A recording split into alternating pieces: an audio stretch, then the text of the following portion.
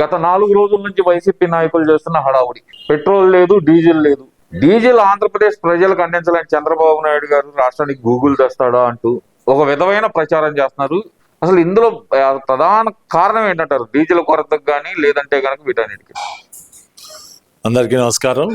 ఇది కేవలం వైసీపీ ప్రభుత్వంలో వాళ్ళు చేయలేని పనులు ఏదైతే 5 ఏళ్ళు పరిపాలనలో, దుష్ట పరిపాలనలో ఒక్క ప్రాజెక్టు కూడా ఆంధ్రప్రదేశ్ రాష్ట్రానికి తీసుకురాలేకపోయారు. వాళ్ళ అనుభవంలా లేకపోతే వాళ్ళ ముఖాలు చూసి ఏ ఒక్క సంస్థ కూడా ముందుకు రాలేదు. అంతకుముందు 14 నుంచి 19 దాకా ఏదైతే తెలుగుదేశం పార్టీ అధికారంలో ఉన్నప్పుడు వచ్చిన సంస్థలన్నీ కూడా 19 నుంచి 24లో చాప చుట్టేసుకొని జగన్మోహన్ రెడ్డి గారి పరిపాలన చూసి వెళ్ళిపోయినాయి. అవి కూడా ఇప్పుడు మళ్ళీ చంద్రబాబు నాయుడు గారు కూటమి నాయకత్వంలో మొత్తం కూడా వారి మీద నమ్మకం ఉంచి మళ్ళీ గూగుల్ కానివ్వండి, క్వాంటమ్ కానివ్వండి, మొత్తం మళ్ళీ తిరిగి వచ్చి వాళ్ళ సంస్థల ప్రారంభోత్సవాలు కానివ్వండి, పని కానీ ప్రారంభిస్తూ ఉన్నాయి. ఇదేంటంటే ఇది చూసి సహించలేక వైసీపీ పార్టీ వాళ్ళు చేస్తున్న విష ప్రచారం తప్పితే ఏమి లేదు. వాళ్ళ వల్ల ఏమి కాదు, వాళ్ళు రారు. అది ఏదైనా కూటమి ప్రభుత్వంలో చంద్రబాబు నాయుడు గారి ఆధ్వర్యంలో మళ్ళీ ఆంధ్రప్రదేశ్ పునర్వైభవం రాబోతా ఉంది.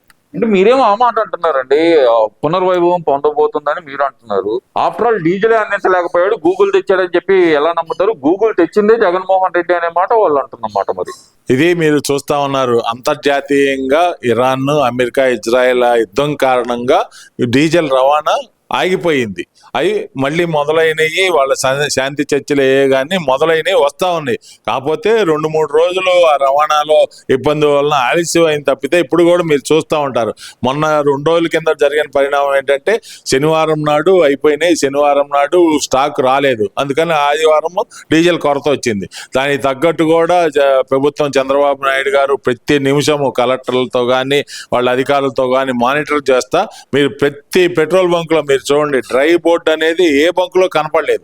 కానీ జనంలో వీళ్ళు వైసీపీ పార్టీ వాళ్ళు చేసిన దుష్ప్రచారమే. డీజిల్ రేట్లు పెరుగుతాయి, ఇవాళ 2వ ఫేజ్ ఎన్నికలు జరుగుతూ ఉన్నాయి 5 రాష్ట్రాల్లో. అది అయిపోయిన తర్వాత కేంద్ర ప్రభుత్వం డీజిల్ రేటు పెంచుద్ది. కాబట్టి ఇప్పుడే ప్రజలు ఏంటంటే, సామాన్య ప్రజలు అంటే కొద్దిగా ఆశావాదులు, వాళ్ళు ఏంటంటే డీజిల్ పెరుగుద్ది కాబట్టి ఇప్పుడే మనం కొట్టించుకుందామని. ఇప్పుడు సామాన్య ప్రజలు ఏంటంటే వాడికి తిరిగేది రోజుకి 1/2 లీటర్ అవుతుందో, లీటర్ అవుతుందో. కానీ నేను చూశాను కొన్ని బంకుల వద్ద ఒక్కొక్క బైక్ వాడు కూడా 10 లీటర్లు కూడా కొట్టించుకుంటున్నాడు. అది ఎందుకురా బాబు నీకంటే రేటు పెరుగుద్దండి, 10 లీటర్లు 10 100 రూపాయలు మిగిలితే నాకు ఇంకో లీటర్ వచ్చింది కదా అంటాడు. అది రేటు పెరగదురా బాబు అంటే, పెరిగినా మాకు ఉంటుంది కదండి అనే ఇదితో సామాన్య ప్రజలు ఎగబడి కొట్టించుకున్నారు తప్పితే ఇవాళ చూస్తే నిన్న ఉదయం నుంచి మళ్ళీ సాధారణ పరిస్థితులు ఉన్నాయి. మొన్న ఆదివారం కాబట్టి డీజిల్ కొరత, ఏది ఆదివారం ట్రాన్స్పోర్ట్ ఉండదు, రావు కాబట్టి స్టాక్ రావు కాబట్టి డీజిల్ కొరత. అది అంతేగాని డీజిల్ తేలేనన్నాడు. నువ్వేం తెచ్చావు? చంద్రబాబు నాయుడు గారిని విమర్శించే బదులు నువ్వేం చేసావో, నువ్వేం తేగలిగావో ఒకసారి చెప్పు. నువ్వు తెచ్చినవి ఏమన్నా ఉంటే చెప్పు. ఆ రోజు కూడా గ్యాస్ కొరత కూడా ఉంది, రేట్లు పెరిగినాయి అన్నాడు. నీ ప్రభుత్వంలో ఉన్నప్పుడు ఎన్నిసార్లు డీజిల్ రేట్లు పెరిగినాయి, ఎన్నిసార్లు గ్యాస్ రేటు పెంచావు? ఇప్పుడు కూటమి ప్రభుత్వం వచ్చిన తర్వాత డీజిల్ రేట్ ఏమన్నా పెరిగిందా?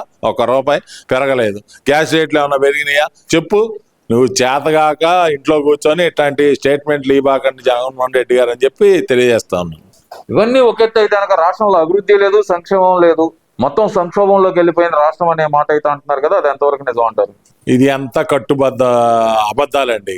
వాళ్ళు తినలేక ఏదో అంటారు, తిన్నది అరక్క ఇట్లాంటి పనులు చేస్తారంటారు.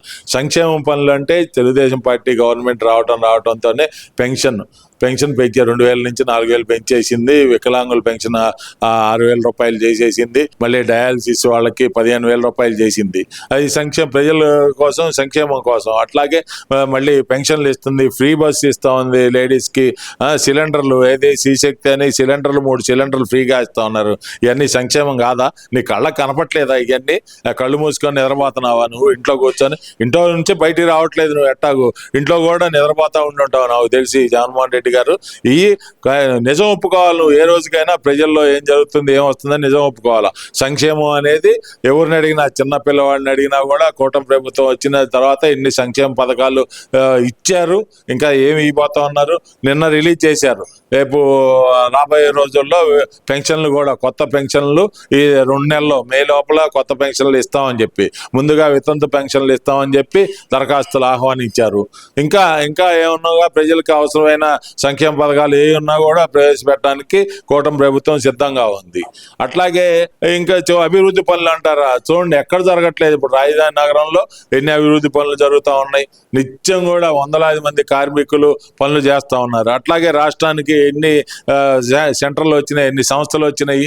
గూగుల్, క్వాంటమ్ కానివ్వండి, ఇప్పుడే చంద్రబాబు నాయుడు నిన్న జరిగిందంట ఆర్సెల్ఆర్ మెటల్తో కానివ్వండి, అనేక సంస్థలు ముందుకు వచ్చిన విశాఖలో పెట్టుబడులు పెడతా ఉన్నాయి, విజయవాడలో పెట్టుబడులు పెడతా ఉన్నాయి, అమరావతిలో కూడా పెట్టుబడులు పెడతా ఉన్నాయి.